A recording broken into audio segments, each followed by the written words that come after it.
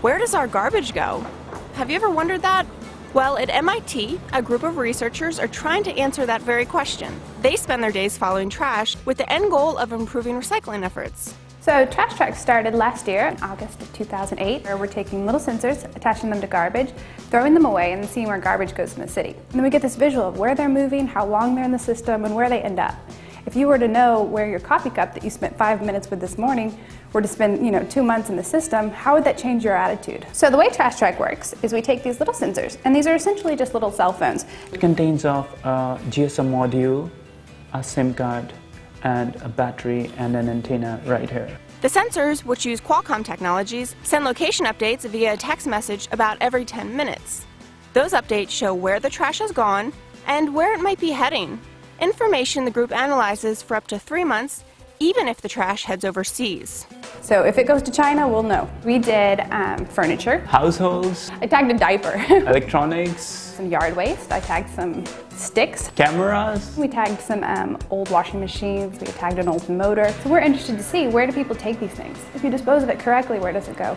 If you dispose of it incorrectly, where does it go? So something like this, if we were to be throwing this away, every time we got a piece of trash, we would kind of analyze it. Where's the best way to hide this thing? So what we would do is we'd take our tag, slide it in there, and then I would take my 2-part mixing foam and pour it over it, and then it makes it like this, rock hard and waterproof. Seattle is a testbed of the Trash Track project. Here, the team threw away about 3,000 sensors, tracking the trash throughout the city. Here's a test deployment where a plastic milk jug moved almost 50 miles through the city, and a computer screen moved almost 7 miles. The interesting thing about trash is that people throw it away and you kind of think out of sight, out of mind.